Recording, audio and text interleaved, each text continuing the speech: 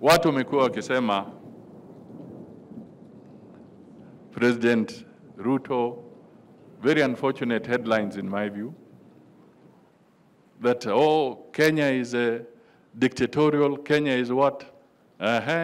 Wametembea. Wamejaribu kuenda kuleta ile mchezo wanaleta hapa katika mainchi jirani. What has happened? What has happened?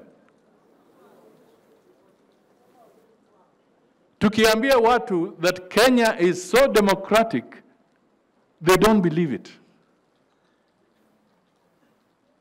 Watu wanatoka katika taifa zingine wanakuja kufanya maandamano hapa. Haya, wamejaribu. Hawakutoka kwa airport. Wameambiwa rudi kwenu. Kama mnachezea kwenu, mwende mcheze kwenu. Hapa hatutaki. This is the reality.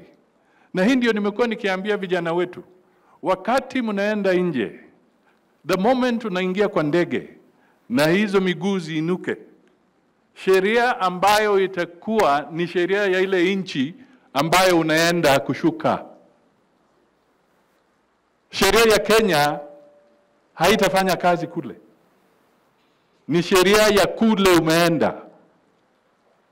Kwa hivyo kama wewe ni mkorofi hapa na ufikiri utaenda kufanya hivyo huko, my friend, haitawezekana. Our laws, the democratic space that Kenyans enjoy, now you should start seeing what we tell you. Don't take what you have for granted. You have a very free society.